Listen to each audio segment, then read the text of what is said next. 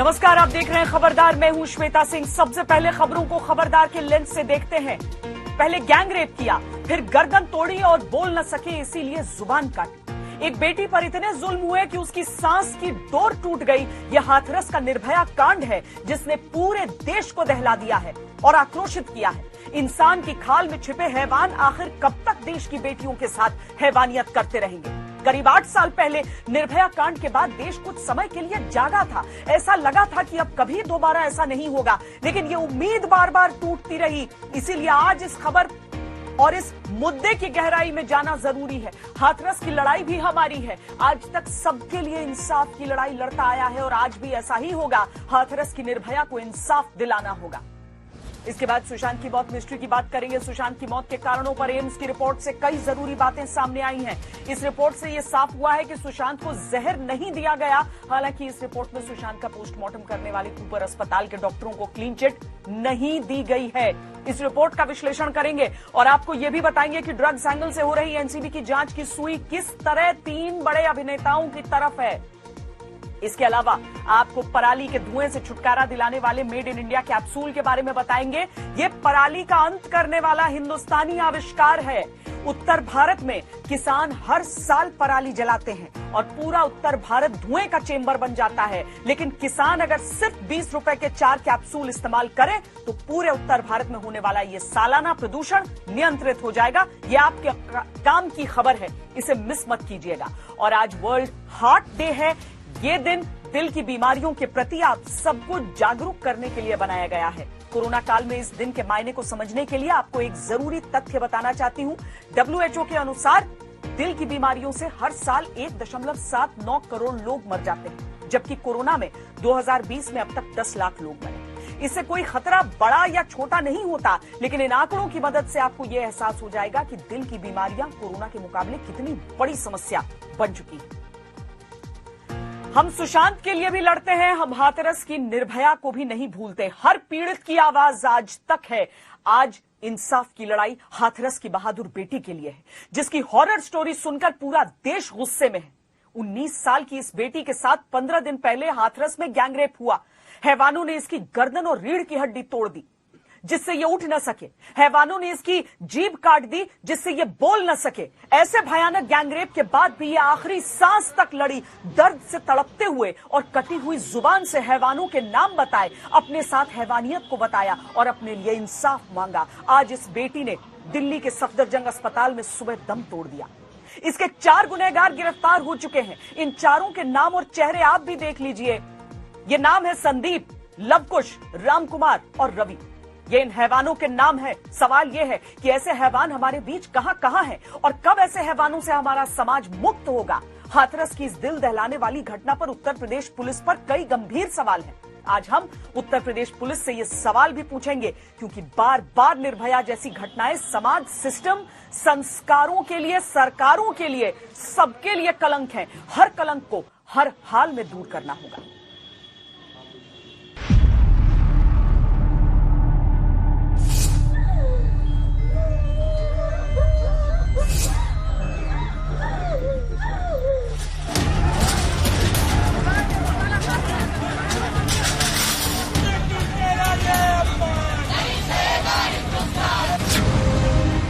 ऐसी क्रूरता जिसे सोचकर ही कांप जाएंगे। गर्दन में 3 हड्डी टूटी हुई थी यहाँ पे और रीढ़ की हड्डी टूटी है, तो जीभ कटी हुई थी उसकी। वो सही से बोल भी नहीं पा रही। वेंटिलेटर पे तो नलकी डाल दी थी, तो उसकी वजह से और भी नहीं बोल पा रही थी, खाली इशारे कर रही थी। पहले गैंगरेप, फिर गर्दन तोड़ी और जीभ काटी। बहुत बड़ा कष्ट को दर्दनाक है। जो आत्मन में से मतलब कोई आवाज ना निकल सकती, इतनी मतलब कष्ट वेदना है। ऐसा तो हमने सपने में भी नहीं सोचा कि हमारे संग में, बिटिया संग में ऐसा अत्याचार हो। यूपी के हाथरस का निर्भया कांड दहलाता है। पहले भी उन्होंने छेड़खानी करते थे और उनका हम काम नहीं करते थे, वो हम पे प्रेशर बनाते थे, इस वजह से और हमसे ज्यादा कितने हैवान, कितनी निर्भया और कब तक? हमें इंसाफ चाहिए सर। फांसी होना चाहिए। सजा ऐसे लोगों को जो क्या कहते मेरी बेटी साथ में ऐसा अत्याचार किया है, वो ऐसे फांसी की सजा होनी चाहिए। क्योंकि मैं तो इस झेलूँ, आगे कोई भी बेटी इस चीज को नहीं। एक और निर्भया, एक और बेटी, एक और जगह, वही हैवानियत, वही हैवान। गैंगरेप किया, गर्दन तोड़ी, रीढ़ की हड्डी तोड़ी, बोल न सके इसलिए जीभ काट दी। हाथरस की हॉरर स्टोरी सुनेंगे तो आप कांप जाएंगे। चोट कहाँ यहाँ गर्दन में, यहाँ चोट है, यहाँ चोट है, ये और धड़ बेकार था एकदम। हाँ, खून में लथपथ थी और ये जीभ भी कटी हुई एक साइड से। निर्भया आखिरी सांस तक अस्पताल में लड़ी थी। हाथरस की निर्भया भी 15 दिन लड़ी, लेकिन दिल्ली में आखिरकार दम तोड़ दिया। उसके साथ हुई दरिंदगी की कोई हद नहीं थी। मेरी बहन और मम्मी और मेरे भाई तीनों ये घास लेने गए थे खेत में, सुबह 4:30 चारा लेने के लिए, और ये 9:30 बजे की घटना है। तो भैया मेरे एक मतलब घास खोद ली थी, तो एक बोझ वो लेके घर पे चले गए। मम्मी और बहन मेरी काटती रहीं। तो वहाँ के 5-6 लड़के थे ये, तो वहाँ ये पहले से इन्होंने प्लानिंग बना रखी थी। तो बाजरा खड़े थे दोनों साइड, वहाँ पे वो लोग धुके हुए थे उसमें। तो मम्मी और मेरी बहन रह गई, मम्मी थोड़ा आगे थी, बहन पीछे थी। तो बहन वहाँ पे घास काट रही, तो पीछे से आके उन लोगों ने बहन का गला दबा दिया दुपट्टे से, और वो उसको दुपट्टे से गला दबा दिया। उसकी आवाज नहीं निकली, वो बाजरे के अंदर खींच ले गए उसको। ये 15 दिन पहले की बात है। हाथरस की बेटी के साथ जो हुआ उसे सुनने के लिए भी बहुत हिम्मत चाहिए, लेकिन इसे सुनिए और सोचिए कि बेटियों पर बड़ी बड़ी बातें करने वाले समाज में ही कैसी हैवानियत भरी है। मम्मी को थोड़ी देर बाद पता चला, मम्मी आवाज दे रही कि लड़की कहीं कहाँ। मम्मी वापस वहीं पे आई, उसके पास देखा तो चप्पल मिली उसको, जो पानी चलता है उसमें, और कानों का कुंडल मिला था वहाँ पे। मम्मी बाजरा टूटा हुआ, तो मम्मी गई उसमें चली गई देखते हुए कि बाजरा टूटा। तो देखा तो बहन मेरी एकदम मरी हुई हालत में पड़ी थी वहाँ पे, और कपड़े भी उतरे हुए थे। उन्होंने अपने कपड़े से पर्दा करा उनका। तो वहाँ पे छोटे छोटे बच्चे खेल रहे थे, तो उनसे बोला कि बेटा घर पे जाओ, भैया को जल्दी से बता के आओ। पीड़ित को पहले उसके गांव से हाथरस लाया गया, तुरंत अलीगढ़ रेफर किया गया। मेडिकल कंडीशन बहुत खराब थी, हालत नहीं सुधरी तो दिल्ली लाया गया। लेकिन आज सुबह सफदरजंग अस्पताल में उसने दम तोड़ दिया। कितनी बार हैवानियत की ऐसी कहानी सुन चुके हैं। बहुत सिक माइंडसेट है, मुझे लगता है मानसिक रूप से सिक होंगे वो लोग। ये दिखाता है कि हमारे समाज में बहुत गिरावट आती जा रही है। ये कलंक है समाज पर, ये कलंक है कानून व्यवस्था पर। लेकिन कुछ बदलता क्यों नहीं? जब कोई निर्भया जान देती है सभी जाग जाते हैं। इसके बीच किसी को फर्क नहीं पड़ता। पुलिस ने 6 दिन बाद मुख्य आरोपियों को पकड़ा। 8 दिन तक पुलिस को गैंगरेप का पता ही नहीं था। पुलिस का डिफेंस ये है कि पहली एफआईआर में रेप की बात ही नहीं की गई थी। इस संबंध में 14 तारीख को ही 14 सितंबर को 10:30 बजे पीड़िता स्वयं अपने भाई के साथ थाने पर उपस्थित हुई तथा उनके भाई ने अपने स्वयं के हस्तलेख में एक एप्लीकेशन थाने को दिया, जिसमें रंजिश वाली बात बताई और एक व्यक्ति को नामजद किया जिन्होंने गला दबा के हत्या करने की कोशिश की। बिल्कुल झूठ बोल रहे हैं। मेरे 14 तारीख को जो एफआईआर आप लोगों ने कराई थी, क्या आप लोगों ने उसमें रेप की बात कही थी? नहीं, उसमें रेप की बात नहीं थी, क्योंकि हमको इस टाइम पता नहीं था ना, बहन होश में नहीं थी उस टाइम। ये चीज तो बहन ने बताया हमको, जब बहन होश में आई है तब ये चीज हमें पता है। तो हमने फिर दोबारा वो आपकी बहन कब होश में आई है सर? बात करने जैसे हालत में कब थी? ये तो अगले दिन होश में आई थी, 15 तारीख को। तब तक वो कौन से हॉस्पिटल में थी? ये फिर तो 14 तारीख को ये तो अलीगढ़ मेडिकल के लिए रेफर कर दिया था। अलीगढ़ आप लोग ले आए थे। पीड़ित लड़की दर्द से तड़प रही थी, उसकी जुबान कटी हुई थी, फिर भी उसने हिम्मत नहीं छोड़ी। हैवानों के नाम बताए, अपने साथ हुई हैवानियत को बताया। सभी ऊंची जाति के थे, लड़की दलित समुदाय से थी। आरोपी पहले से भी परेशान किया करते थे। हाथरस की निर्भया जाते जाते इंसाफ मांग रही थी। पहले भी उन्होंने छेड़खानी करते थे और उनका हम काम नहीं करते थे, वो हम पे प्रेशर बनाते थे, आप हमारे लिए उसमें काम नहीं करते हो, तो इस वजह से और हमसे ज्यादा चिढ़ते। आखिरी में बहन से बात हुई, बहन ये बोली हमें इंसाफ चाहिए और ये इन लोगों को फांसी चाहिए। इन लोगों ऐसे हैवानों को फांसी पर लटकना ही चाहिए। निर्भया के दोषियों जैसी देर नहीं होनी चाहिए। लेकिन हमें यह भी सोचना होगा कि परमानेंट इलाज क्या है। ऐसी घटनाएं कब तक होती रहेंगी? हाथरस से राजेश सिंघल और श्वेता सिंह के साथ तंसीम हैदर, दिल्ली आज तक। हाथरस जैसी घटनाएं कानून से भरोसा तोड़ती हैं, इसीलिए लोग ऑन स्पॉट फैसले की बातें करते हैं, इसीलिए लोग हैदराबाद जैसे एनकाउंटर को सही ठहराते हैं। हाथरस के गैंगरेप केस में जाति का भी एंगल बताया जा रहा है। पीड़ित परिवार दलित समुदाय का है और आरोपी दबंग परिवारों से है, लेकिन जाति और धर्म कोई भी हो, ये समाज और कानून के दुश्मन है। इनसे हमें देश के दुश्मनों की तरह निपटना चाहिए और वैसे ही इनका हिसाब होना चाहिए। आज हमने पीड़ित परिवार से भी बात की है, उनके दर्द को समझना आसान नहीं है। उन्होंने अपनी बेटी खोई है। इस परिवार को हर हाल में इंसाफ मिलना चाहिए। हिंदुस्तान की बेटियां कब तक मोहताज रहेंगी केवल कुछ पारंपरिक श्लोकों की? हिंदुस्तान की बेटियां कब तक इंतजार करेंगी इस तरह से इंसाफ की? अब हाथरस का मामला सामने आया है। आज हाथरस की निर्भया कहा जा रहा है, लेकिन क्या सिर्फ नामों से, क्या सिर्फ विश्लेषणों से इंसाफ मिलेगा? उनके भाई इस समय हमारे साथ हैं। बॉडी आप लोगों को हैंडओवर की गई है? पोस्टमार्टम हो चुका है? नहीं, पोस्टमार्टम हो चुका है, पर बॉडी हमारी हैंडओवर नहीं की गई है। क्या आप लोगों को रिपोर्ट के बारे में कुछ बताया? कुछ नहीं बताया अभी तक। कितने दिन एफआईआर का इंतजार करना पड़ा? एफआईआर का कम से कम 8-10 दिन। क्यों, क्या कहा गया? ये प्रशासन की वो लापरवाही रही वहाँ पे। कह रहे कि जो एक दिन क्या नाम है, हमने नॉर्मली रिपोर्ट दर्ज कराई और उसके बाद फिर एक को पकड़ लेते थे, एक को छोड़ देते थे, ऐसा कर रहे थे। हमारी समाज के लोग आए वहाँ पे, उन्होंने दबाव डाला, धरना प्रदर्शन करा डीएम, एसडीएम, एसएसपी के यहाँ पे, तब उन्होंने आगे कार्रवाई करी और आरोपी को कम से कम 10 से 12 दिन में पकड़ा गया। अभी कल परसों में पकड़ा गया है। 10 से 12 दिन का समय लग गया इसमें। आरोपी को पकड़ने में क्यों एक मजाक बन जाता है कानून का? ये समझ नहीं आता। कितने साल की थी बेटी आपकी? बेटी करीब 18 साल की थी बस। किस हालत में मिली थी आप? उस बेहोशी की हालत में मिली। बहुत चोटें आई थी, बताया जा रहा है। गर्दन, गला, आंख में खून भी था। ये गला जो दबाया ना, उसकी ये हड्डी और ये यहाँ से हड्डी, ये धड़ जो है उसका काम करना छोड़ दिया, उसी धड़ काम करना बंद कर दिया था। मैं बोलना चाह रहा हूँ, घास लेने गई थी जब, पापा जी नहीं थे वहाँ, मम्मी जी थी, मम्मी जी साथ गई। उन्हें वहाँ पे वो बिना कपड़ों के मिले और उन्होंने अपना पल्लू डाला साड़ी का, उसके बाद उन्हें कपड़े पहनाए गए। तो उन्हीं में से एक जन जाके वहाँ पे हमारे जो बड़े भैया हैं उनको बताया कि आपकी बहन वहाँ पे बेहोश पड़ी है, तो वो ले गए थे सीधे थाने उठा के। जी, आप लोग लगे रहे कि बेटी को इस तरीके से कर दिया है। एफआईआर नहीं कर रहा था कोई भी? जी मैम, हाँ, वहाँ से जब बड़े भैया उठा के ले गए हैं तो उन्होंने बताया कि उन्होंने सिर्फ एफआईआर SC/ST एक्ट लगाया, अटेम्प्ट टू मर्डर, क्योंकि उस टाइम वो बहुत ज़्यादा होपलेस थे और ना उनकी समझ में कुछ आ रहा था। उन्होंने खुद ऑटो बुक किया अपनी तरफ से पैसों से, ना उन्होंने, पुलिस वालों ने भी एम्बुलेंस नहीं मंगाई, जबकि वहाँ पे जमीन पे लिटा दिया था दीदी को। तो उन्होंने साफ साफ बोल दिया कि इन्हें यहाँ से बड़ी थी वो।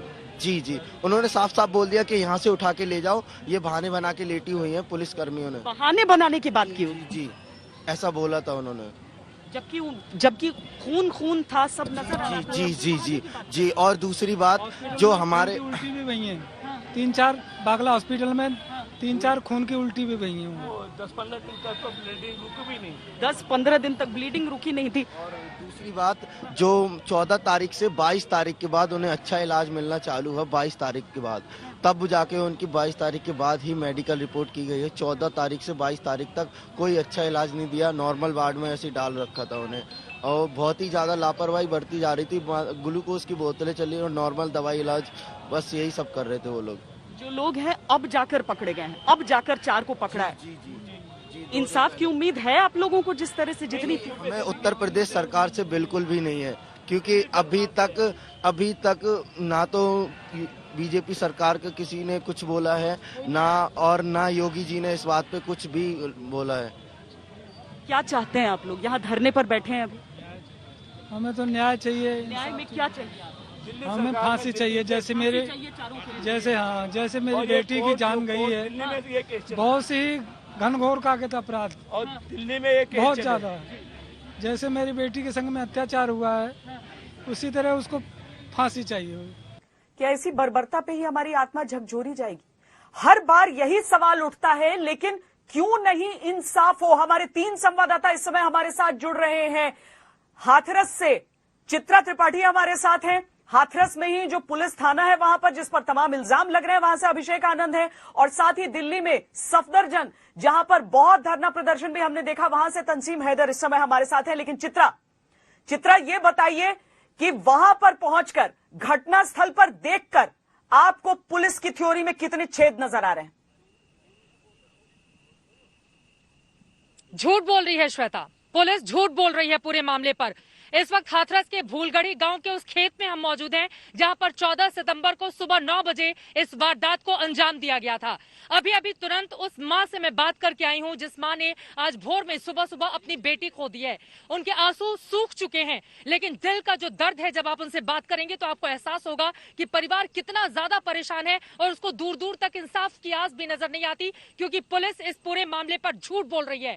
हाथरस के एसपी अगर ये कहते हैं कि गैंगरेप का मामला नहीं है तो वो बिना जांच के इस बात को कैसे कह सकते हैं? देखिए, मैं खेत में मौजूद हूं, मैं चाहूंगी कि सत्या हमारे कैमरा पर्सन आपको दिखाएं। ये जो किनारे आप मेड़ पर घास देख रहे हैं, दरअसल उस दिन सुबह 9 बजे बेटा, बेटी और मां तीनों यहां पर इसी घास को काटने के लिए, जो आप देख रहे हैं, इसी घास को काटने के लिए आए हुए थे। जब एक गठरी इकट्ठा हो जाती है तो जो बेटा होते हैं उनको मां कहती है कि तुम घर चले जाओ। वो वापस घर चले जाते हैं। इसी मेड़ से आप होते हुए जाएंगे तो बिल्कुल थोड़ी दूर पर जाकर अंदर की तरफ उनका गांव है, जहां से मैं होकर आ रही हूं। और उनकी मां से बातचीत के आधार पर जो भी बातें उन्होंने बनाई हैं, क्योंकि वही सबसे बड़ी चश्मदीद हैं, उन्होंने ही अपनी बेटी को सबसे पहले बेसुध अवस्था में, नग्न अवस्था में इसी खेत में देखा था।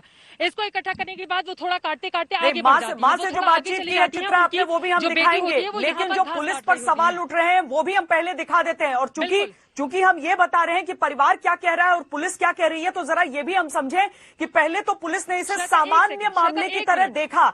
6 दिन बाद जी श्वेता, मुझे लगता है कि एक बार जल्दी से उस तस्वीर को हमें दिखाना चाहिए जिससे पुलिस की थ्योरी खुद ब खुद झूठी साबित हो जाएगी। चारों तरफ आप देखेंगे तो सिर्फ ये बाजरे के खेत नजर आएंगे। और उसके बाद मैं अंदर जाती हूँ, मैं यहाँ से देखिए, ये पूरा का पूरा, क्योंकि यहाँ से घसीट कर, सत्या आप आगे आइए, यहाँ से घसीट कर उस लड़की को दुपट्टे के साथ अंदर लेकर आया जाता है। और ये पूरा हिस्सा खाली है, पूरा खेत मैंने देखा है काफी हद तक। इस तरह का रास्ता कहीं पर नहीं बना हुआ है। ये देखिए, घसीटते हुए यहाँ से उस लड़की को अंदर लेकर आया जाता है। पुलिस अगर उस दिन ही आ गई होती तो उसको पता चल जाता कि यहाँ पर क्या हुआ है। यहाँ पर अंदर की तरफ आप, ये बाजरे का खेत है पूरा का पूरा जो आप देख रहे हैं, घुप अंधेरा है, लेकिन उस दिन तो सुबह 9 बजे का वक्त था। ये पूरा हिस्सा आप देखेंगे, यहाँ पर उस लड़की के साथ बर्बरता की गई है। ये देखिए, ये पूरा का पूरा हिस्सा। और मैं चाहूंगी चारों तरफ दिखाइए आप, चारों तरफ किस तरह से बाजरे का ये पेड़ पौधे पूरे लगे हुए हैं। और यहाँ का ये पूरा का पूरा हिस्सा खाली है। यहीं पर उस लड़की के साथ उन 4 युवकों ने, 4 दरिंदों ने दरिंदगी को अंजाम दिया था। और जब माँ उनकी वापस आवाज लगाती है अपनी बेटी को, जब कोई आवाज नहीं आती तो वो दौड़ती दौड़ती यहाँ पर आती हैं, अंदर की तरफ आती हैं, तो यहाँ पर नग्न अवस्था में अपनी बच्ची को देखती हैं। हड़बड़ाहट में अपनी साड़ी से वो अपनी बेटी को ढक देती हैं, ताकि अगर कोई, जिसको वो आवाज लगा रही थी, अगर कोई आए तो यहाँ पर कोई उसको देखे ना इस तरह की हालत में। अपनी साड़ी से ढकने के बाद लगातार वो चीखती रहती हैं। कुछ लोग मदद के लिए आते हैं, तो उसके बाद इसी खेत से उस बच्ची को, जो बेसुध थी, जो पूरी तरह से बेहोश थी, इसी खेत से उठाकर उनको लेकर जाया जाता है। और सबसे पहले वो लोग पहुंचते हैं पुलिस स्टेशन। पुलिस स्टेशन में तहरीर मामला दर्ज कराया जाता है। पुलिस के लोग कहते हैं कि अच्छा ठीक है, अब आप जाइए अस्पताल लेकर जाइए। उनकी मां ने कहा है कि मेरी बेटी का जो जीभ था, जिसको पुलिस कह रही है नहीं कटा था, वो झूठ बोल रही है। उन्होंने कहा कि जीभ कटी हुई थी, पीछे से हड्डियां टूटी हुई थी, वो पूरी तरह से बेहोश थी। गांव के बहुत सारे लोग हैं, मुझे लगता है कि एक बार जल्दी से सारे लोगों का रिएक्शन, क्योंकि ये तमाम लोग उस दिन सुबह सुबह इकट्ठा हो गए थे। क्या हुआ था बताइए, क्या चाहते हैं आप लोग? मैम, जो उन्होंने जो वारदात की है, उनको फांसी होनी चाहिए। बिल्कुल फांसी होनी चाहिए। इसमें सारे पुलिस वालों की गलती है, कि किसी की गलती नहीं है। पुलिस थाना 500 मीटर की दूरी सबको फांसी होनी चाहिए, सबको फांसी होनी चाहिए। क्या चाहते हैं आप? सबको फांसी होनी चाहिए, सिर्फ फांसी। आप लोग इसी गांव के आगे आइए, आगे आइए, सब इसी गांव के आइए थोड़ा सा। और आप लोग क्या चाहते हैं बताइए? फांसी होनी चाहिए।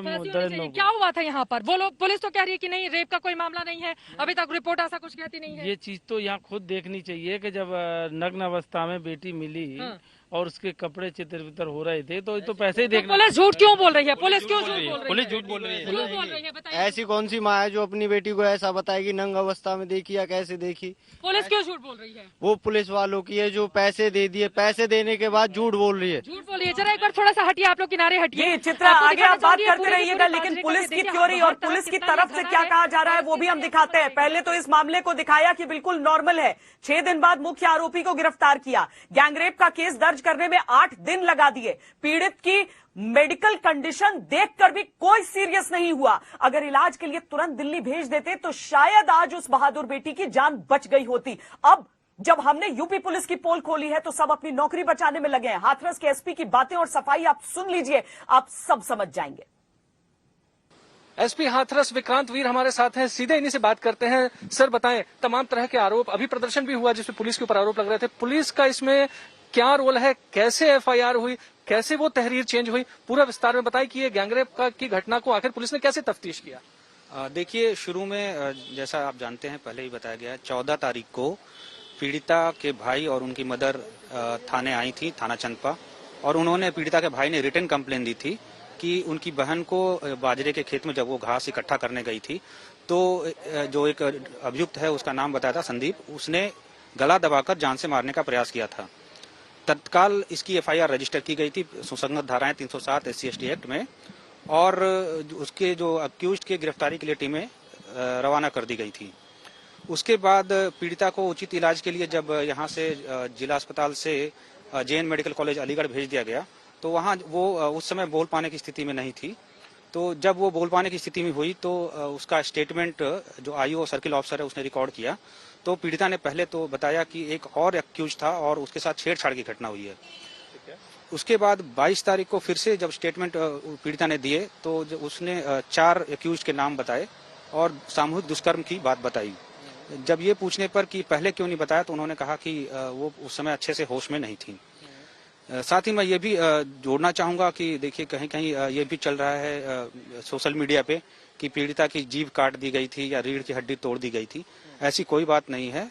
गला दबाने के कारण गले के पीछे की जो एक हड्डी होती है उसमें थोड़ा सा चोट लगी थी, जिसके कारण की उसकी प्रॉब्लम हुई थी, और जीभ नहीं कटी थी। पीड़िता ने अपना स्टेटमेंट दिया है, जिसको कि सर्किल ऑफिसर ने महिला कांस्टेबल की बदौलत अच्छे से रिकॉर्ड भी किया है।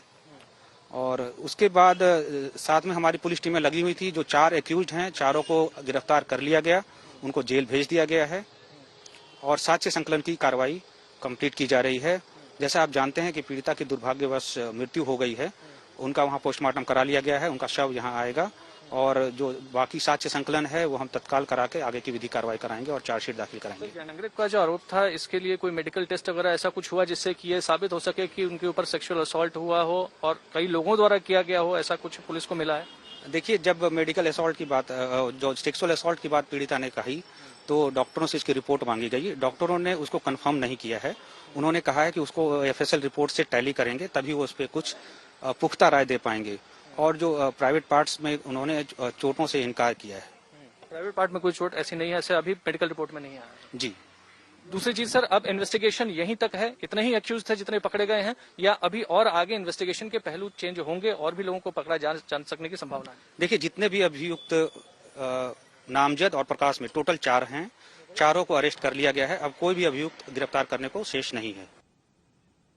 इस देश की आधी से ज्यादा समस्या खत्म हो जाए अगर सब अपना कर्तव्य सही समय पर निभा दे। पुलिस बाद में जांच से पहले निष्कर्ष देने की जगह अपनी ड्यूटी निभाती। हमारे साथ चित्रा त्रिपाठी, अभिषेक आनंद और तंसीम हैदर जुड़े हैं, लेकिन पहले चित्रा ने जो बातचीत की है उस बच्ची की मां से, वो सुनाते हैं आपको।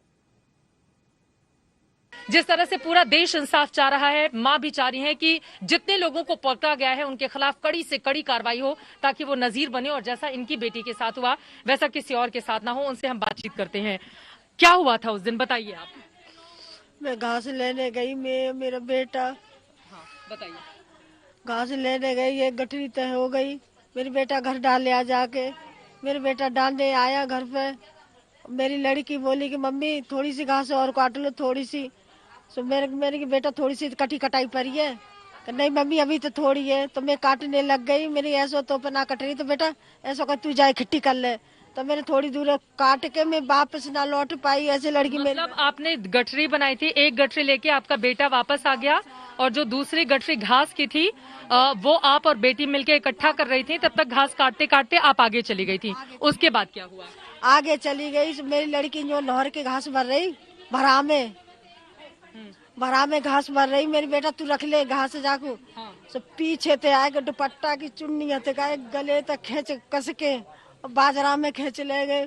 फिर मैं ढूंढती। नहीं, फिर से एक सेकंड इनको बोलने दीजिए। आप ये कह रही हैं कि आप जब घास काटते काटते आगे चली गई, आपकी बेटी पीछे रह गई, उसके गले में दुपट्टा था, दुपट्टे से खींच के ये चारों लोग उसको खेत में लेकर गए, उसके बाद क्या हुआ? क्या हो, मेरी लड़की बुरा हाल किया मेरी लड़की का। जब आपने देखा उनको बेसुध थी, बेहोश थी? बेहोश, बिल्कुल मुझे कुछ होश नहीं था। शरीर पर निशान भी थे क्या उनके? है, खून भी खून, जीभ कटी, बहुत सारी जीभ कटा हुआ था। पुलिस कह रही है कि जीभ नहीं कटा था। कटी हुई, एक सेकंड, जीभ कटी हुई, खून की उल्टी होती गई और सारे कपड़े खराब हो गए लड़की के। मैं पहुंचती जा एकदम निचोरे लाख उसकी चुन्नी हो गई, मुँह पहुंचती गई, सारी जीभ कटी की तनी लीली झक जीभ पर रही बाकी। आप फिर से बताइए क्या जीभ कटी हुई थी? क्योंकि अभी एसपी ने कुछ देर पहले हमारे चैनल से कहा है कि जीभ नहीं कटी थी, रीढ़ की हड्डी नहीं टूटी थी। आप बताइए क्या हुआ? रीढ़ की हड्डी टूटी थी मेरी लड़की के। पूरा खून बहता हुआ चला जा रहा था और आप लेकर उनको अस्पताल गई। एक उनको बोलने दीजिए, माँ को आप उनको बोलने दीजिए, बताइए। आप फिर उनको लेकर अस्पताल गई कि थाने गई? थाने लेके गए। आप थाने लेकर गए? थाने लेके हमारी कोई सुनवाई नहीं की वो लोग। कोई सुनवाई नहीं। लेकिन जहाँ से ले जाओ जल्दी ले जाओ, लड़की मर जाएगी। अभिषेक आनंद, ये कौन सा तरीका होता है कि जांच से पहले पुलिस ने अपना नतीजा सुना दिया है, फैसला सुना दिया है? जी देखिए श्वेता, जिस तरीके से ये घटनाक्रम हुआ है, जिस तरीके से छीछालेदर हुई है पुलिस के इन्वेस्टिगेशन की, उससे ये साफ होता था कि पुलिस इस तरह की चीजें लेकर के सामने आएंगी। तमाम धाराएं, जो सख्त धाराएं हैं, वो शायद इसमें कम हो जाएं, लेकिन चेहरा कहाँ छुपाएंगे? हमला तो हुआ है, हमला मोलेस्टेशन करने के लिए हुआ है, छेड़खानी की वजह से हमला हुआ है। अभी तक कोई भी ये बात सामने नहीं आई है कि पुलिस ने ऐसा कह दिया हो कि ऐसा कुछ हुआ ही नहीं है, ये तो पर्सनल एनमिटी थी। ऐसा हुआ है, इस वजह से हुआ है पुलिस जो है बस बहाने पे बहाना बना रही है। लेकिन इस बार परिवार अकेला नहीं है अपनी लड़ाई में। धीरे धीरे हिंदुस्तान को एक होकर खड़ा होना होगा उनकी इस लड़ाई में, क्योंकि एक छोटी सी बच्ची ने अपना दम तोड़ा है उस बर्बरता के सामने।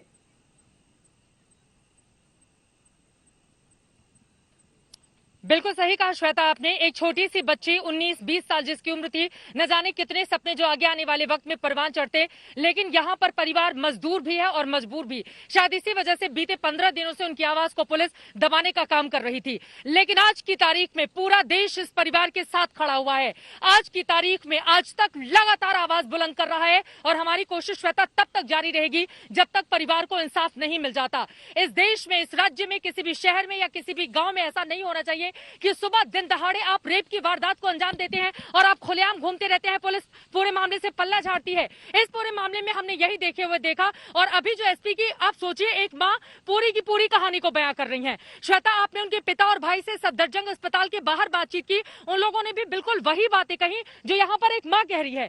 दोनों की बातों को जोड़ेंगे तो दोनों की बातें बिल्कुल एक रेखा की तरह है, कोई भी इधर उधर बातें नहीं कर रहा है। लेकिन यहाँ पर एसपी साहब 500 मीटर की दूरी पर यहाँ पर थाना है और लोग आते नहीं है यहाँ पर कि देखे कि बच्ची के साथ क्या हुआ था। इस खेत में उसके साथ इतनी बर्बरता की जाती है सिर्फ वो इसलिए क्योंकि गरीब घर की है, इसलिए आप उससे इस तरह का बर्ताव करते हैं। पुलिस वालों को शर्म आनी चाहिए और इस एसपी को समझना चाहिए कि अगर किसी ने अपनी बेटी को खोया है तो उस परिवार के साथ संवेदनशीलता के साथ पेश आए, ना कि ये कहे कि ना रेप हुआ, ना ये हुआ, ना रिपोर्ट सामने आई। कौन सा आधार है? 15 दिनों में यूपी पुलिस कौन सा जांच पूरा कर लेती है?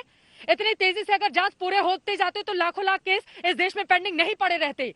यही तो सवाल है जो पुलिस के ऊपर उठ रहा है। आज एक लड़की की जान गई है, आज एक बच्ची की जान चली गई है। चित्रा, आज एक लड़की की जान चली गई है। सिर्फ हाथरस की निर्भया कह देने से काम नहीं चलेगा, सिर्फ राजनीतिक नारों से काम नहीं चलेगा। क्यों किसी को अपनी जान गंवाना पड़े? इस देश में, इस देश की आत्मा को झकझोरने के लिए हाथरस की इस बच्ची को इंसाफ क्यों न मिले? और इंसाफ के लिए क्या सबकी जान जाना जरूरी होता है? तंजीम हैदर, हमने देखा किस तरीके से सफदरजंग में सुबह से माहौल बना हुआ था और उसके बाद भी डटे हुए थे वहां पर। हालांकि अस्पताल का माहौल होने के नाते पुलिस चाहती थी वहां से निकल जाए। इस समय की स्थिति बताएं।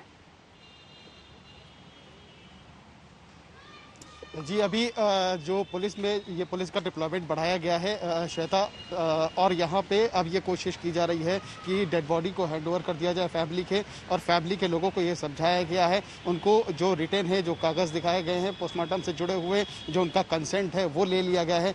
कुछ ही देर में ऐसा माना जा रहा है कि ये जो डेड बॉडी है पीड़िता की वो फैमिली को हैंडओवर दी जाएगी और पुलिस उसको साथ में लेकर हाथरस के लिए रवाना होगी। जाहिर है जो विरोध प्रदर्शन जो सुबह से चल रहा था वो अब थोड़ा थम गया है, लेकिन जब हम सुबह यहाँ पहुंचे थे उस वक्त डॉक्टर्स ने ये बताया था कि जो पीड़िता है वो वेंटिलेटर पे है। अब इतना समझा जा सकता है कि पीड़िता को चोटें होंगी, उसकी स्पाइनल कॉर्ड में चोटें थीं, उसकी हालत इतनी ख़राब थी कि वो वेंटिलेटर पे थी। वो किसी तरह का ऐसा बयान देने की हालत में नहीं थी कि जैसा बताया जा रहा था एसपी की तरफ से कि वो थाने पहुंची, थाने में एक बालिया बयान दिया, उसके बाद FIR को हमने लिखा। तो जाहिर सी बात है कि हालत शुरू से ही ख़राब थी। AMU के डॉक्टर्स का भी कहना है और सफदरजंग के डॉक्टर्स का भी कहना है कि जब वो आई तो हालत बहुत ख़राब थी, उसको वेंटिलेटर पे लिया गया था। उसके बाद से उसने कोई बातचीत नहीं की। इंतजार वहां पर होगा पार्थिव शरीर को लेकर। परिवार वाले यानी पिता और दोनों भाई जो इंतजार कर रहे हैं यहाँ पर, आंसू सचमुच में जैसे आपने कहा कि मां के सूख चुके हैं, वैसे ही पूरे परिवार के सूख चुके हैं। उन्हें तो समझ नहीं आ रहा कि अब यहां आगे करना क्या है, कैसे आगे होगा, लेकिन न्याय की ये लड़ाई पूरी होगी इतना तय है। जिस तरह का ये पूरा इलाका है, और एक और बात चित्रा, एक और बात कही जाती है वो ये कि ये जो लड़के थे और जहां से वो आते हैं, पहले भी इस तरह की कुछ घटनाएं, पहले भी उस तरह का कुछ दबंगई उन सब की तरफ से दिखाई गई थी, शिकायत की गई थी, ये सही है क्या? देखिए, हमारे देश का दुर्भाग्य है श्वेता, हम और आप सभी जानते हैं कि ऊंची और नीची जातियों का फर्क, कुछ ऐसे तबके हैं, कुछ ऐसे गांव आपको मिल जाएंगे जहां पर इस तरह का एक माहौल रहता है। यहां पर चूंकि वो ऊंची जातियों से ताल्लुक रखते हैं, उनका एक रसूख है, प्रभाव है, और कहीं ऐसा तो नहीं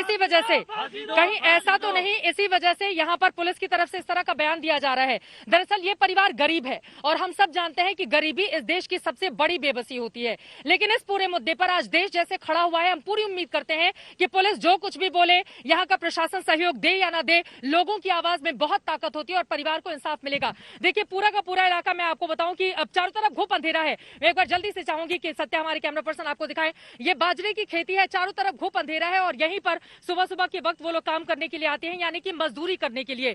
आज की तारीख में जरा सोचिए, अगर माँ और बेटी मिलकर घास काटती हैं तो 2 जून की रोटी का संकट उस परिवार के ऊपर कैसा होगा, इस बात को हम और आप श्वेता अच्छे से समझ सकते हैं। इस समय उनके घर में मैं होकर आई हूँ, भारी भीड़ देखी जा रही है, तमाम रिश्तेदार भी वहां पर, चूंकि सुबह ही ये खबर सामने आ गई थी कि अब निर्भया नहीं रही, तो तमाम परिवार के लोग भी अलग अलग हिस्सों से सामने आए हैं, लेकिन हर जगह से एक ही आवाज उठ रही है कि जो भी गुनहगार है उनको फांसी होनी चाहिए। और देश को, राज्य को, पुलिस को, प्रशासन को और किसी भी तबके को इस बात को समझना चाहिए कि जो रेपिस्ट होता है उसकी ना कोई जाति होती है, ना कोई धर्म होता है, ना कोई वर्ग होता है, उसके खिलाफ कड़ी सजा का प्रावधान होना चाहिए। और हम पूरी उम्मीद कर सकते हैं कि कम से कम इस पूरे मामले में देश की जैसे एक सुर की आवाज है, उस आवाज को और ज्यादा बल मिलेगा। जिस तरह से हम देख रहे हैं, मैं दिल्ली से यहाँ पर होकर आई हूँ, हम सब लोग मुंबई में थे, हमने देखा है कि किस तरह से बेटियों को लेकर हमारा जो समाज है वो किस तरह का इमोशनल है। लेकिन कुल मिलाकर उम्मीद यही कि अब न्याय की जो आज जगी है परिवार को, लोगों की वजह से, पुलिस प्रशासन के कारण नहीं, लोग जिस तरह से आगे आ रहे हैं उनकी वजह से, और पूरे मामले में न्याय जरूर मिलेगा। लेकिन कुल मिलाकर अगर इस जगह पर खड़े होकर मैं बात करूं तो मैं अपनी तरफ से ये बताना चाहूंगी कि पुलिस की जो थ्योरी है वो पूरी तरह से गलत है, पूरी तरह से झूठी है। चाहे आप खेत में आकर देखेंगी, चाहे उस परिवार के पास जाकर देखेंगी, चाहे उस माँ को देखेंगी जो सबसे पहले अपनी बेटी को नग्न अवस्था में इसे खेत में देखती है। जरा सोचिए चित्रा, हमें ये सोचना होगा, चित्रा की हाथरस जैसी ऐसी घटनाएं कब बंद होंगी? समाज के अंदर इस वायरस की वैक्सीन क्या है, इसका परमानेंट इलाज क्या है? आंकड़े बहुत चिंताजनक है। इस देश में हर 15 मिनट में एक रेप होता है। यूपी में हर दिन रेप के औसतन 11 केस आते हैं। पूरे देश में हर साल 30,000 से ज्यादा केस दर्ज होते हैं। 1,33,000 से ज्यादा रेप केस कोर्ट में पेंडिंग है। हर 4 में से 3 केस में रेप के आरोपी छूट जाते हैं। ये सारे आंकड़े हमारी आत्मा को झकझोरने के लिए काफी होने चाहिए, लेकिन नहीं, हमें बर्बरता का इंतजार रहता है। अभिषेक आनंद, ये बताइए कि पुलिस के लिए और डीएम के लिए वहां के एक ही बात पर सब चिपके हुए हैं, जीभ नहीं काटी गई थी। इस बात पर इतना स्पष्टीकरण देने की जगह पहले दिन से जांच क्यों नहीं की? जी बिल्कुल श्वेता, पहले दिन से जो जांच हुई है पुलिस की, जिस तरह से परिवार का आरोप है उसको पुलिस ने नकारना शुरू कर दिया है। पहले दिन पुलिस ने कहा है कि जो एफआईआर लॉन्च की गई थी वो उनके भाई के लिखित कंप्लेंट पे की गई थी क्योंकि वो बोलने की हालत में नहीं थे। फिर पुलिस का ये कहना है कि 19 तारीख को उन्होंने जो स्टेटमेंट लिया उस दिन 2 ही विक्टिम बताए गए थे, फिर 22 तारीख को 4 विक्टिम बताए गए। तो कुल मिलाकर के जिस तरह की घटना हुई है, थाने से मैं आपको दिखाना चाहूंगा इसी डायरेक्शन में चित्रा यहाँ से 500 मीटर दूर खड़ी है, मात्र 500 मीटर दूर। ये मुख्य सड़क है, ये जो चंदपा थाने की मुख्य सड़क है इस थाने के बाहर, और यहाँ से मात्र 500 मीटर दूर पर चित्रा खड़ी है जहां पर वो घटना स्थल है। इस तरह की घटना जब होती है तो सवाल उठना लाजमी है कि पुलिस स्टेशन से चंद कदमों की दूरी पर अगर कोई दरिंदा खेत में घूम रहा है, उसको जरा सा भी डर नहीं है, जरा सा भी भय नहीं है, कानून व्यवस्था का जरा सा भी दिल में एक बार ख्याल नहीं आया कि मात्र पुलिस स्टेशन से चंद कदमों की दूरी पर वो ऐसा करने जा रहा है। सवाल उठना लाजमी है, लॉ एंड ऑर्डर पर सवाल उठना लाजमी है। डर नहीं है या संरक्षण है चित्रा, ये भी सवाल लोगों के मन में उठ जाता है। अभिषेक आनंद कह रहे हैं कि 500 मीटर की दूरी पर है, पुलिस थाने से 500 मीटर की दूरी पर, लेकिन डर नहीं है उन अपराधियों के मन में। एक बार नहीं सोचा कि दिन का उजाला है, लोग देख सकते हैं, किसी का डर नहीं है या फिर संरक्षण भी है? बताइए, इस बात से इनकार कर रहे हैं बार बार कि जीभ कटी कि नहीं, बलात्कार हुआ या नहीं, एक बच्ची की जान चली गई है, ये किसी को नजर नहीं आ रहा है, सिर्फ अपनी अपनी दलीलें देने में लगे हुए हैं। पुलिस वालों को अगर जरा भी शर्म होती तो कम से कम जिस हालत में लेकर उस बच्ची को यहां से परिवार थाने तक गया था, उसकी हालत को देखकर आज इस तरह का गैर जिम्मेदाराना बयान यहां के एसपी की ओर से नहीं की जाती। जो सवाल आपने पूछा है, मुझे लगता है लोगों से, पुलिस फिर पूरे मामले में क्यों कह रही है कि नहीं जीभ नहीं कटी थी, ये नहीं हुआ था, क्यों कह रही है? संरक्षण है किसी को? पुलिस को कोई रोक रहा है? हाँ, रोक रहा है कोई, इसीलिए तो रोक रहा है। आपको भी लगता है कोई पहले से दबाव उनके ऊपर, ऑलरेडी कोई दबाव है उनके ऊपर दबाव दिया गया है और सारा कुछ जितना भी है और सारा काम होने नहीं दिया। उस लड़की का हाथरस में पुलिस वाला हाथरस तक गया, पूरे अलीगढ़ तक। यहाँ पर पुलिस वाले कब आए थे? घटनास्थल पे कब आए थे पुलिस वाले? कोई जानकारी है आप लोगों को? नहीं, इस स्थान में आप यहाँ पे नहीं आए थे। वो यहाँ पर पुलिस वाले एक भी बार आके नहीं चेक किए हैं? आपको पूरी जिम्मेदारी थी? जाके रिपोर्ट लिखाई थी, उन्होंने सुनवाई नहीं की। उसके बाद जाकर रिपोर्ट लिखाई, फिर उन्होंने कहा कि खेत से मेरी बच्ची बेसुध अवस्था में आई है, तो क्या पुलिस वाले यहाँ पर आकर नहीं देखते हैं? 100 नंबर फोन किया उसके बाद में, 100 नंबर पुलिस वाले यहाँ पर नहीं आकर? पुलिस वाले बिल्कुल नहीं आए। और क्या इसका मरने का इंतजार कर रही थे? क्या पूरी सरकार मरने का इंतजार कर रही थी? जब फांसी देंगे इस दोषियों को, उसी दिन फांसी दे देनी चाहिए थी। मतलब नाम सामने आ गया था, उसके बावजूद भी पकड़ में नहीं आई? मना कर दिया था, मना कर दिया। देखिए, एक बहुत बड़ी तादाद है गांव के लोग दरअसल यहाँ पर मेरे साथ आए हुए हैं। ये सब लोग चाहते हैं कि उस परिवार को इंसाफ मिले, उस बच्ची को इंसाफ मिले, क्योंकि इनके भी घर में छोटी छोटी बेटियां हैं, जो महिलाएं हैं, वो सब चाहती हैं इंसाफ मिले। और हर घर में देखिए, बिना बेटियों के परिवार अधूरा होता है। अगर बेटियों को लेकर इस तरह की बर्बरता हमारे समाज का हिस्सा होगी तो उनके साथ जिन्होंने इस तरह की हैवानियत की है, बिल्कुल वैसा ही सुलूक होना चाहिए जैसा कि यहाँ से आवाज उठ रही है। आपको बता दें, घर से लेकर खेत तक हर जगह लोग चाह रहे हैं कि जो भी गुनहगार हैं इस पूरे मामले में उन्हें फांसी की सजा हो। लेकिन सबसे ज्यादा सवालों के घेरे में यहाँ की पुलिस है। पूरे मामले को दबाने की कोशिश की गई है और आज इतना गैर जिम्मेदाराना रवैया, जब उस लड़की की मौत हो जाती है दिल्ली में, तो यहाँ के एसपी कहते हैं कि जीभ नहीं काटी गई, एक व्यक्ति मर जाता है और उसके बाद इस तरह की बातें वो कहते हैं। इतना गैर, अब सवाल उनसे ये पूछा जाना चाहिए, आपके ऊपर क्या दबाव है? क्या कोई राजनीतिक दबाव आपके ऊपर है? आप खुद से इस तरह की थ्योरी क्यों गढ़ रहे हैं? क्या पुलिस वाले इतने ज्यादा सक्रिय हो गए कि 15 दिनों में गांव में, किसी कस्बे में, चित्रा, किसी गांव में, किसी कस्बे में, किसी शहर में कहीं पर भी ऐसी बर्बरता की, ऐसी कोताही की, अपराधियों को ऐसे संरक्षण की, इस तरह के खौफ की इजाजत नहीं दी जा सकती है। देश चाहता है न्याय तुरंत मिले और इसकी चाहत और उम्मीद सभी को करनी चाहिए, लेकिन क्या प्रक्रिया होती है? न्याय कानून की किताब के दायरे से बाहर होकर नहीं हो सकता। बावजूद इसके पिछले साल दिसंबर में जब हैदराबाद गैंगरेप के मामले में 4 आरोपी क्राइम सीन पर ले जाकर कथित एनकाउंटर में मार दिए गए, तो इस पर समाज की प्रतिक्रिया हैरान करने वाली थी। इसे फैसला ऑन द स्पॉट कह के समर्थन करने वालों की कमी नहीं थी। यह व्यवस्था के प्रति अविश्वास था, एक ऐसा अविश्वास जिसमें रूल बुक की जगह नहीं। ऐसी स्थिति किसी भी समाज के लिए सही नहीं। लेकिन रेप के मामलों को लेकर व्यवस्था ने कितना निराश किया है, यह इसका सबूत है। जब 2 तस्वीरें हमारे सामने होती हैं, तब उससे सच्चाई सामने आती है। चित्रा, दरअसल दिक्कत यह हो जाती है ना कि हम सब ये सोचने लगते हैं, समाज ये सोचने लगता है, फला राज्य में किसकी सरकार है, रेपिस्ट किस जाति का था, रेपिस्ट किस धर्म का था, लड़की जो गई वो किस मजहब की थी, किस जाति की थी। जब तक पूरा समाज, पूरा देश एक होकर हर किसी के लिए लड़ाई नहीं लड़ेगा, तब तक इस तरह की बर्बरता खत्म नहीं हो सकती है। और यही जरूरत है इस समय पूरे देश को समझने की चित्रा। लेकिन यहाँ पर राजनीति तो चरम पर होती है ना श्वेता।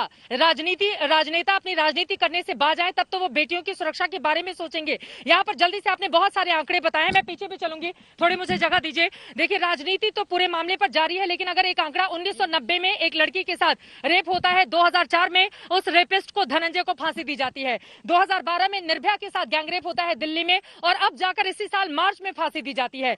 जब मार्च में आधी रात को हम सब लोग खुद ही एंकरिंग कर रहे थे, उम्मीद की जा थी कि कम से कम ये जो फांसी की सजा हुई है इसको देखकर लोग सबक सीखेंगे, डर का माहौल होगा और बेटियों को लेकर समाज के रवैये में बदलाव आएगा, खासतौर से उन हैवानों में जिनके दिमाग में हैवानियत भरी रहती है। लेकिन बदला क्या, इसी मार्च में 4 लोगों को फांसी की सजा दिल्ली में दी गई है। और अभी देखिए, अभी तो सितंबर है, अक्टूबर, अभी ये 3-4 महीने बाकी है, तब तक एक और मामला सामने आता है और वो लड़की 15 दिनों तक लगातार अपनी जिंदगी के लिए संघर्ष करती है। यहाँ पर एक चीज और श्वेता आपको बता दें कि दरअसल सबसे पहले थाने लेकर परिवार वाले गए, थाने वालों ने जल्दी तहरीर लिखी, फिर कहा अस्पताल जाओ। यहाँ के लोकल अस्पताल में जाते हैं, डॉक्टर मना कर देते हैं कि सीरियस बहुत ज्यादा है, आप इसको लेकर अलीगढ़ जाओ। अलीगढ़ परिवार जाता है, 2 पुलिस वाले भी साथ साथ जाते हैं, लेकिन आधे रास्ते से पुलिस वाले कहाँ चले गए कुछ पता ही नहीं चला। परिवार वाले जाकर अलीगढ़ में उसको भर्ती करवाते हैं, ये वहां पर उसको होश आता है 6 दिनों के बाद, जब वो बोलने लायक होती है, क्योंकि घर वालों का कहना है उसकी जीभ कटी हुई थी। जब अपने घर वालों को नाम लेकर, अपनी माँ के सामने नाम लेकर, क्योंकि ये जो लड़के हैं वो उसी के घर के पास के हैं, ये जो लड़के हैं आप उनको पड़ोसी कह सकती हैं, ये जो लड़के हैं उनके साथ हो सकता है कि बचपन में उसने खेला कूदा हो, क्योंकि बिल्कुल घर सटा हुआ है, मैं उधर ही से होकर आ रही हूँ। उन लड़कों का नाम लेकर अपनी माँ को बताती है कि ये 4 लड़के हैं, उन लोगों ने मेरे साथ ये किया। उसके बाद वहां पर पुलिस आती है, बहुत बाद में पुलिस आती है 22 तारीख के बाद, और फिर वहां पर उस लड़की का बयान दर्ज होता है। लड़की अपने बयान में ये तमाम बातें कहती है और उसकी बात को, यानी कि एक गैंगरेप पीड़िता की बात को, जो आज की तारीख में जिंदा नहीं है, उसका बयान जो आपने रिकॉर्ड किया था, आज एक एसपी आकर कहता है कि नहीं, गैंगरेप का मामला अभी नहीं दिखता है, पूरे मामले की तफ्तीश जारी है। वो ये सिरे से कैसे खारिज करता है और बार बार एक ही चीज पर कि जीभ नहीं कटी, जीभ, अरे वो मर चुकी है, उसकी जीभ कटी हो नहीं कटी हो वो मर चुकी है। और गैंगरेप जैसे गंभीर आरोप लगे हुए हैं, आपने क्या किया, आपने इतने दिनों तक आरोपियों को क्यों नहीं पकड़ा? पुलिस के रवैये पर यहाँ पर सवाल खड़े हो रहे हैं, लेकिन अपने आप में बेहद देखिए संवेदनहीनता जो है ना पुलिस की, वो कम से कम इस पूरे मामले पर चरम पर दिखाई दे रही है। और श्वेता, मैं एक बार फिर से बताऊं, दरअसल समाज के आखिरी छोर पर खड़ा हुआ जो मजदूर होता है वो बहुत मजबूर होता है, उसकी गरीबी उसकी सबसे बड़ी कमजोरी होती है, सबसे बड़ी बेबसी होती है, और इसी के आगे वो दबकर, आप परिवार वालों का चेहरा देखेंगे आपको इतनी तरस आएगी देख के कि परिवार ने तो इंसाफ की उम्मीद, अगर देश से आवाज इस तरह की बुलंद नहीं होती श्वेता, परिवार वाले उम्मीद छोड़ चुके थे यहाँ की पुलिस से। बिल्कुल 500 मीटर, आप सोचिए